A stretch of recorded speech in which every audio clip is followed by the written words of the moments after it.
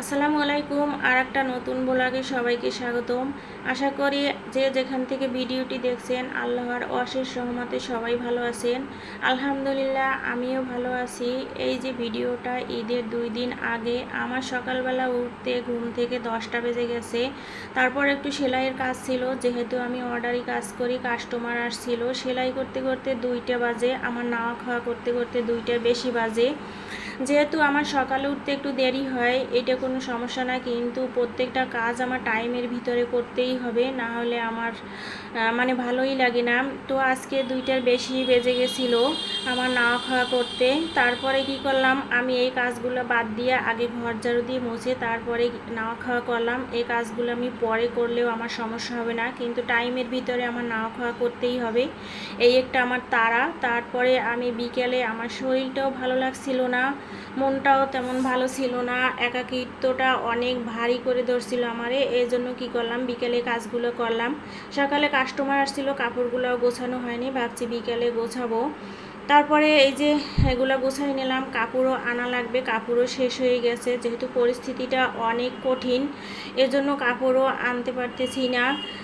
এখন সবগুলা আমি গোছায় নিয়েছি এক এক করে। শরীরটা অনেক বেশি খারাপ লাগছে, কিন্তু আমি জানতামই না সামনে আমার এত বড় বিপদ আছে। শরীর খারাপ কেন লাগছিল আসলে বুঝতে পারছি পরে। এই যে প্রতিবেশীও আমার চলে যাচ্ছে, সবাই এক এক করে যার যার বাড়িতে।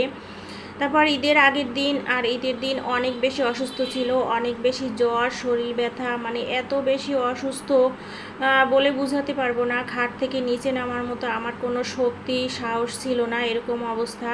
2 দিন প্রায় আমি না খাওয়ার মতোই কাটাইছি, দিন রাত সমানে, যেমন মরা মানুষের মতো আমি মানে পড়েছিলাম, এইরকম একটা অবস্থা। তো ঈদের দিনে বাবার বাড়ি থেকে মামার বাড়ি থেকে মাংস দিয়ে গেল, সে থেকে কিছুটা মাংস আমি রান্না করছি, যেহেতু এটা তো শর্টকাটে হয়ে যাবে। তো প্রেশার কুকারে দিয়ে তারপরে আমি এই যে নামাই নিলাম। আর ভাত রান্না করছি, সামান্য ভাত নিয়েছি, লেবু নিয়েছি, কাঁচা পেঁয়াজ, যে যদি খাওয়া যায়, কিন্তু একদম খেতে পারি নাই, রুচি নাই খাওয়ার।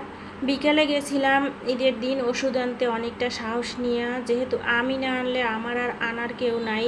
একটা ডাব নিয়ে এসেছি, ডাবটার দাম নিয়েছে 90 টাকা, 2.5 গ্লাস পানি হয়েছে, আলহামদুলিল্লাহ। আর আমার যত্ন আমাকেই করতে হবে, আমার খেয়াল আমি করার ছাড়া আর কেউ নাই। তারপরে ঈদের পর দিন যেহেতু একটু ভালো লাগছিল, মানে জ্বরটা ছিল না, এজন্য গোসল করলাম আর বেডটাও চেঞ্জ করলাম।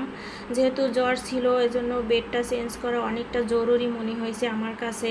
তো বেডটা চেঞ্জ করছি, বালিশের কভারগুলোও ধুয়ে দিয়েছি, আর বেড কভারটা খাতাটা ধোয়া হয় নাই আমার, ওটা রাখছি, পরে আবার সুযোগ বুঝে ধুয়ে দেবো শরীরের অবস্থা বুঝে। তো এখন আমি বেড কভারটা রেডি করে নিলাম। আর অসুস্থ হলে বোঝা যায় যে একাকিত্বটা কতটা কঠিন আর কতটা ভয়ানক। আসলে কিছু করার নেই, বাস্তব জীবন যেভাবেই চলে, আল্লাহ যেভাবেই চালাচ্ছে সেইভাবেই মেনে নিতে হবে। আল্লাহ উত্তম পরিকল্পনাকারী, আল্লাহর পরে কারো কোনো হাত নেই। কিন্তু অসুস্থ হলে বোঝা যায় যে একাকিত্বটা কতটা ভারী, কতটা ভয়ানক। আজ এ পর্যন্ত, দেখা হবে পরবর্তী কোনো ভিডিওতে।